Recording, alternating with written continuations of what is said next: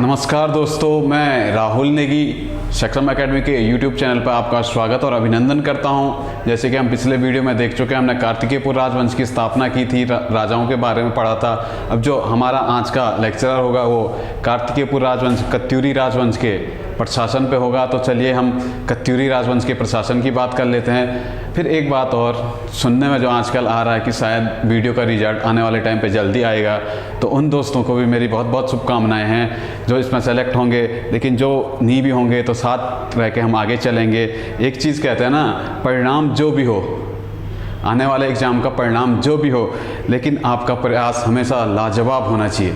तो चलिए इसी खुशी में हम आगे चलते हैं और कत्यूरी राजवंश का प्रशासन देखते हैं। तो प्रशासन में हम मेनली बात करेंगे तो जो प्रशासन होगा, राज्य का जो प्रशासन होगा, राज्य की मेन धुरी कत्यूरी प्रशासन में जो कार्यपालिका, विधायिका, न्यायपालिका, इन तीनों की शक्ति थी वो मेनली राजा में निहित थी। अगर तीनों शक्तियाँ एक ही में निहित हो तो हम मान सकते हैं कि राजा निरंकुश है। लेकिन एक बात और, कत्यूरी राजा निरंकुश होते भी प्रजा वात्सल्य का भाव रखता था और प्रजा के हित में ही अपना हित समझता था। तो चलिए हम बात करते हैं। जो कत्यूरी प्रशासन की इकाई थी वो 18 लोगों की प्राधिकारियों की एक इकाई थी जो इस कत्यूरी प्रशासन को संभालते हैं। इसका उल्लेख हम पे मिलता है सुभिक्ष राज के पांडुकेशर अभिलेख से, जिसे कहा गया है अष्टादश प्राका अधिकृत धिष्ठानायक, अष्टादश प्राका अधिक धिष्ठानीय। जो ये सभा थी, ये 18 लोगों की सभा थी। इसमें 18 लोग मंत्रिपरिषद की तरह कार्य करते थे। तो इन्हीं 18 लोगों पर चर्चा करते हैं। मेनली तो राजा था जो इस शासन की एक धुरी थी। दूसरा हम पे जो पद आता, हम पे आता कुमारामात्य। मेनली बात करूँ तो कुमारामात्य, कुमार से हम लगा सकते हैं राजकुमार बोलें या आने वाला युवराज, ये कुमारामात्य था। फिर हम पे एक और पद मिलता है महामात्य जो था कि ये मंत्रिपरिषद थी, इसका जो प्रमुख होता वो महामात्य था। मंत्रिपरिषद का प्रमुख जो था वो महामात्य था। कुमारामात्य की बात करूं तो आने वाला राजा या कुमारामात्य के नाम से जानते हैं। फिर हम पे तीसरा आता महासंधि विग्रह। बोले तो संधि विग्रह मतलब जब युद्ध होता था तो विदेशी राजाओं से जो संवाद करता था वो महासंधि विग्रह था। एक प्रकार से बोलो तो युद्ध और शांति का मंत्री। विदेश में देखें हम तो यही विदेश मंत्री है। अगर हम महामात्य को वर्तमान परिवेश में देखें हम तो महामात्य जो था प्रधानमंत्री की तरह था।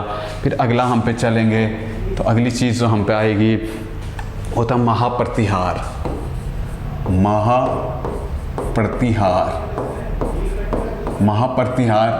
तो राजमहल। तो देखिए हम पे आता महाप्रतिहार वो था जो राजा और राज परिवार की सुरक्षा देखता था, महाप्रतिहार। फिर हम पे अगला जो आता है, हम इनका प्रशासन देख लेते हैं क्या क्या था। मेनली हम इन पे चर्चा करेंगे। तो हम इनका प्रशासन की जो धुरी थी वो राजा था, राजा ही सर्वोच्च था।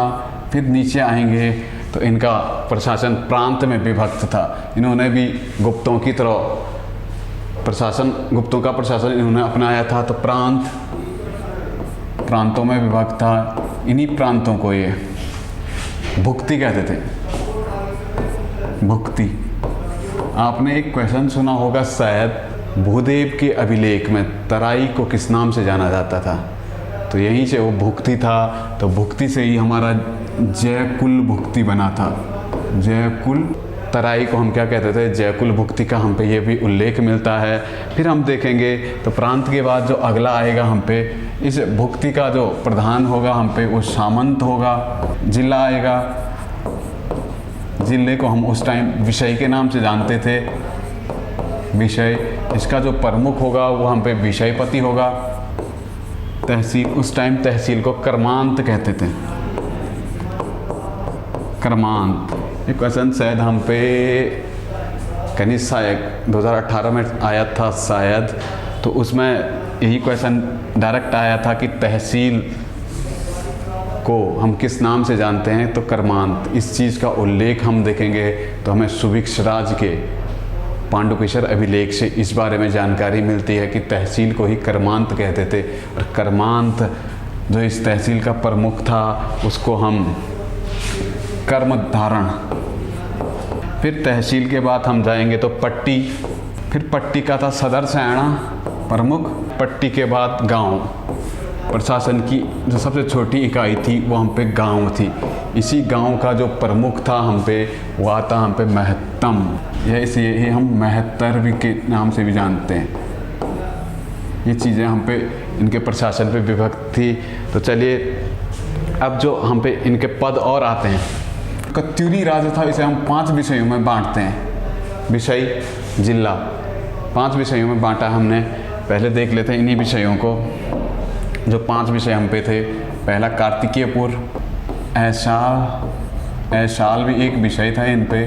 फिर हम आएंगे अंतरांग, तंगण का जो प्रशासन था ये 5 विषयों में विभक्त था। 5 विषय भी बोले तो विषय उस टाइम पे जिले थे, तो ये थे उस टाइम के विषय। कार्तिकेयपुर विषय मेनली माने हम तो अलकनंदा नदी से गोमती नदी के मध्य जो तो हमारा कार्तिकेयपुर विषय था। ये मान लो तो जोशीमठ से हमारा बैजनाथ के बीच का जो रीजन था, मेनली माने तो हम बधान पट्टी वाला रीजन इस क्षेत्र में था, ये कार्तिकेयपुर का विषय था। फिर दूसरा हम पे आता ऐशाल बोलूँ या वर्तमान में देहरादून ये वाला रीजन बोलूँ, तो ये जो हमारा था देवप्रयाग से इधर वाला साइड, गंगा व यमुना के मध्य, गंगा और यमुना के मध्य वाला क्षेत्र, या ऐशाल बोलूँ तो वर्तमान में देहरादून उत्तरकाशी वाला रीजन इसमें आता है। फिर तीसरा चीज़ हम पे आता अंतरांग बोलूँ या मैं वर्तमान में श्रीनगर वाला क्षेत्र बोलूँ, जो भागीरथी और अलकनंदा के संगम के मध्य स्थित था ये वाला क्षेत्र, इसे वो कहते हैं अंतरांग। इसकी एक चीज़ याद रखना, अंतरांग बोलो या श्रीनगर वाला क्षेत्र। फिर हम पे आता है तंगणपुर। तंगणपुर मानो तो ये था गंगा व भागीरथी के संगम का ऊपरी क्षेत्र। ये ऊपरी क्षेत्र बोलूँ तो उत्तराखंड का बॉर्डर एरिया, जाड़ गंगा। वैसे तंगण का मतलब होता है भोटियों, तंगण को हम भोटियों से कनेक्ट करते हैं। जैसे तंगणपुर मुंशियारी को कहा था महाभारत में, ऐसे ही तंगण मतलब भोटिया से कनेक्ट चीज़ें रहती है। तो याद रखना कि तंगणपुर जो था ये मेनली जाड़ गंगा से चमोली के ऊपर जो भोटिया वाला रीजन है, इस क्षेत्र में को हम तंगणपुर के नाम से जानते थे। अंतरांग वाला मानो तो हम अंतरांग बीच में था, बीच में मानो तो श्रीनगर और देवप्रयाग वाला जो रीजन था अंतरांग में आता था। अलकनंदा और भागीरथी के मध्य संगम का मध्यवर्ती क्षेत्र जो था अंतरांग में आता था। मायापुर मानो तो हरिद्वार वाला क्षेत्र, हरिद्वार और तराई भाबर वाला जो रीजन था हमारा वो मायापुर में था। ये थे हमारे कत्यूरियों के 5 विषय। इन विषयों से भी शायद क्वेश्चन बनने के चांसेस हम पे हैं, तो थोड़ा बहुत आप इन चीज़ों को नोट कर लीजिए। फिर हम चलते हैं आगे। तो हम पे कत्यूरियों के विषय के बाद हम जो बात करेंगे हम तो कत्यूरी राज्य था, कत्यूरियों की सेना पे, क्योंकि कत्यूरियों का राज विस्तृत था। तो विस्तृत होने के साथ साथ इतने बड़े राज्य में प्रशासन चलाना कोई आसान बात नहीं थी, इसलिए कत्यूरियों की सेना भी शक्तिशाली थी। तो इसी सेना पे बात करते हैं हम।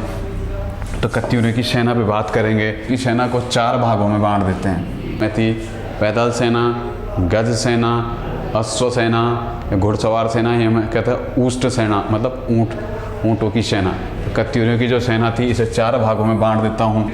सेना 4 भागों में थी, जबकि हम इससे पहले हम जब तालेश्वर पौरव राजवंश पे बात करते तो वहाँ पे हम पे सेना 3 भागों में थी। वहाँ पे हम ऊँट सेना का कंसेप्ट हम पे नहीं था। तो यहाँ पे हम पे आता है ऊँट सेना बढ़ जाता है। तो जो पैदल सेना था इसका प्रमुख जो हम पे मिलता है गौलमिक सेना का प्रमुख था।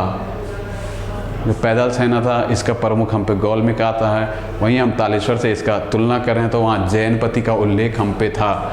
दूसरा हम पे घुड़सवार सेना, घुड़सवार सेना का जो प्रमुख था हम पे वो अश्व बलाधिकृत जो घुड़सवार सेना का प्रमुख होता था हम पे वो अश्व बलाधिकृत होता था। फिर तीसरा हम पे गज सेना थी। इसका जो प्रमुख था वहाँ पे हस्ती बलाधिकृत। गज सेना का जो प्रमुख था हम पे वो हस्ती बलाधिकृत था। फिर उष्ट सेना, तो उष्ट सेना का जो प्रमुख था हम पे उष्ट बलाधिकृत, उष्ट बलाधिकृत। तो ये थी हम पे कत्यूरी सेना। तो मेनली कत्यूरी सेना जो कत्यूरियों का सेना प्रमुख था, इन चारों का जो प्रमुख था। तो देखिए जो कत्यूरी सेना थी 4 भागों में थी। जो इनका प्रमुख था वो मेनली उसका उल्लेख हम पे जो पांडुकेशर ताम्रपत्र से मिलता, उसका उल्लेख हम पे मिलता हस्त्य अश्व उष्ट बलाधिकृत। हस्त्य अश्व उष्ट बलाधिकृत के नाम से हम पे जो सेना प्रमुख का उल्लेख मिलता है। इसी के अधीन इनकी ये चारों सेनाएं थी, पैदल, हस्ती, गज और उष्ट। ये तो सेना प्रशासन इनका। फिर देखेंगे हम तो इनके सेना प्रशासन में एक चीज़ और हम पे आती है कि महादंड नायक।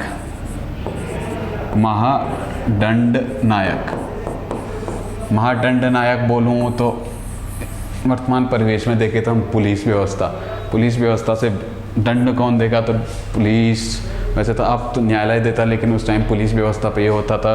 तो महादंड नायक की बात करूंगा मैं तो आंतरिक सुरक्षा। महादंड नायक का जो काम था उस टाइम वो था आंतरिक सुरक्षा पे।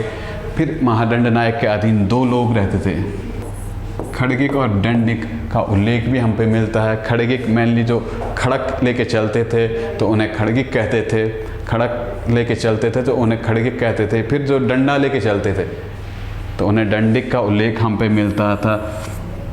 फिर अगला बात हम जो बात करेंगे हम पे, तो एक और चीज़ हम पे जो आगे आएगी वो था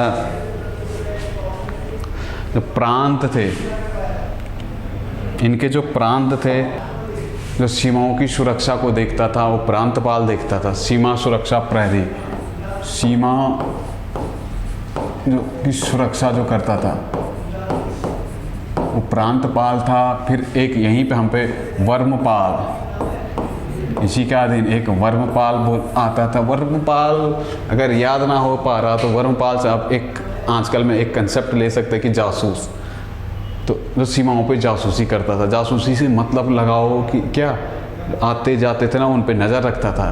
तो आने जाने वालों का जो निरीक्षण करता था, कौन राज्य में आ रहा, कौन जा रहा, इन बातों का जो निरीक्षण करेगा वो था हमारा वर्मपाल। फिर हम पे आता है घट्टपाल, आने जाने वालों पे जो निगरानी रखता था, गिरिद्वार बोलें या दर्रों से जो आने जाने वालों पे नज़र रखता था, ये हम पे आता है घट्टपाल। फिर एक आता हम पे नरपति का उल्लेख जो हम पे आएगा वो मेनली नदी घाटों पर जो कर वसूलने वाला अधिकारी था वो नरपति था। नदी। फिर आगे चलेंगे हम तो एक और चीज़ हम पे आएगी वो था हम पे दुसाध्य, जासूसी विभाग था, गुप्तचर विभाग, वो था दुसाध्य जनिक। हम पे जो गुप्तचर विभाग का प्रमुख आएगा तो वो आएगा हम पे दुसाध्य जनिक। फिर तीसरी चीज़ जो हम पे आएगी, अब हम इनका थोड़ा बहुत देखेंगे तो आर्थिक विभाग भी देखेंगे, इनकी इनकम क्या सोर्स थे, इस बारे में थोड़ा चर्चा करते हैं। तो आइए कार्तिकेयपुर। आर्थिक प्रशासन में मेनली माने तो कत्यूरी राजा, इनका जो आर्थिक कर का प्रबंध था ये मनुस्मृति के आधार पे लेते थे। इनकी कर प्रणाली मान ले तो 1/6 ये राजस्व के रूप में वसूलते थे। फिर इन पे एक चीज़ और आती थी कि जो कृषि प्रबंधन का कार्य जो अधिकारी संभालता था, क्षेत्रपाल। क्षेत्र से आप लगा सकते हैं कि क्षेत्रपाल, क्षेत्र क्या होती है, भूमि होती है। तो जो कृषि का प्रबंधन का कार्य करेगा वो क्षेत्रपाल करेगा। इस टाइम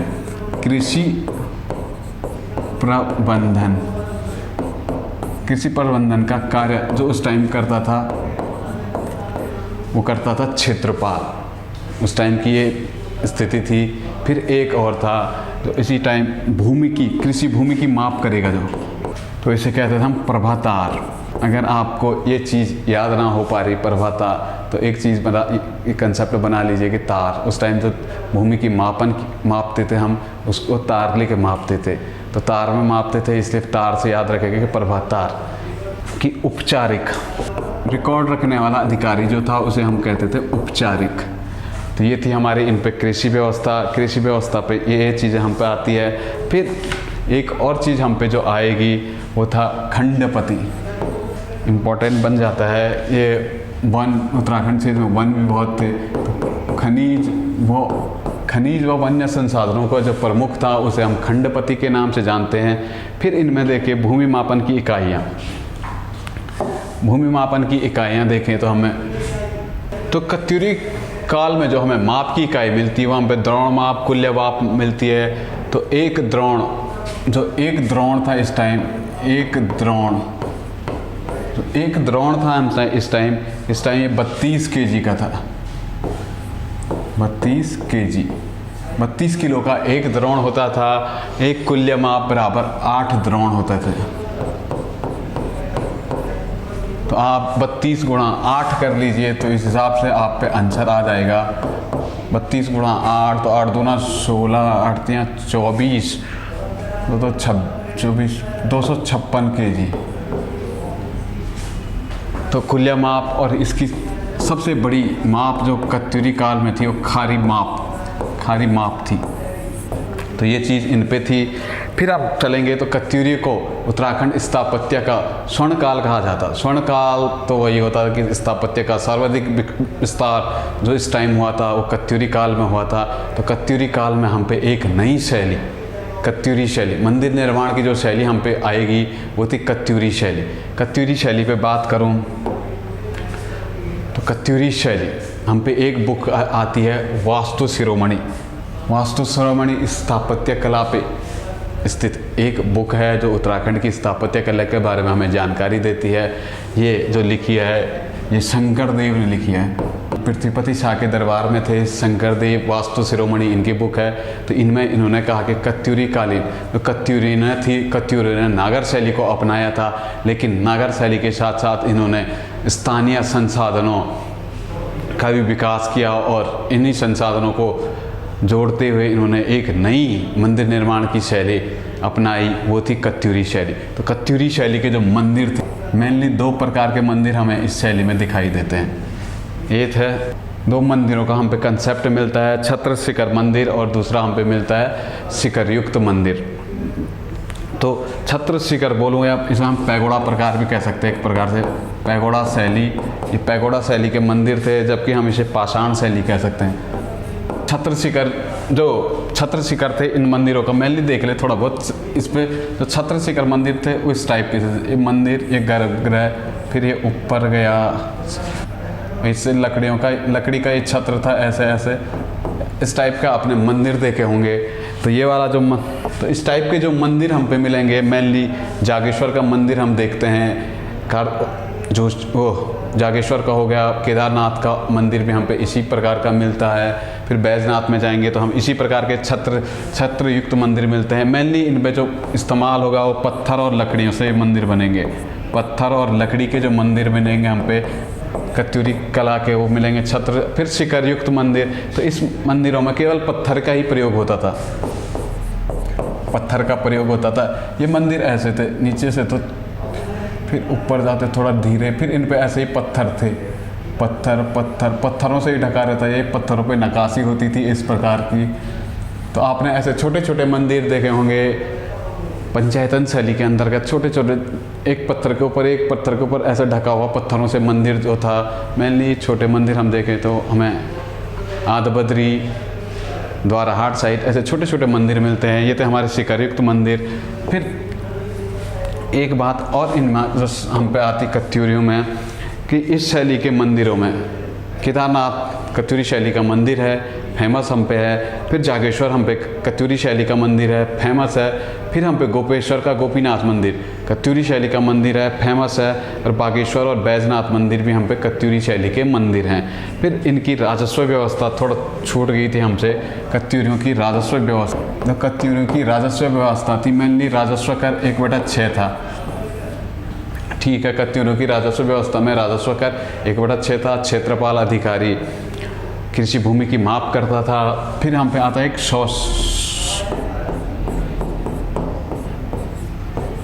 शौल्किक एक पद आता था।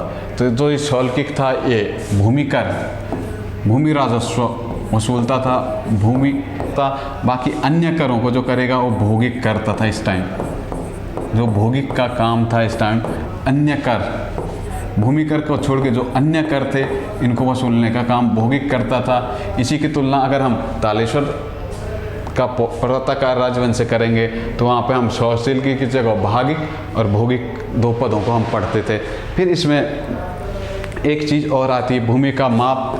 भूमि माप प्रभातार करता था, तार से याद रखना, तो प्रभातार भूमि की माप करेगा। फिर भूमि के जो रिकॉर्ड रखता था, भूमि रिकॉर्ड जो रखता था उसका उल्लेख हम पे एक अन्य नाम मिलता है इसका पट्ट। ये भूमि की रिकॉर्ड का माप रखता था। तो ये था हम पे कत्यूरी प्रशासन। तो ठीक है दोस्तों, ये हो गया हमारा कत्यूरी आज से ख़त्म। जो हमारी अगली वीडियो आएगी इसमें हम गढ़वाल में हम पंवार राजवंश और कुमाऊं में चंद राजवंश की स्थापना देखेंगे। साथ साथ हम कनेक्ट करते हुए आगे बढ़ेंगे। तो ठीक है, आज के लिए धन्यवाद, मिलते हैं जल्दी।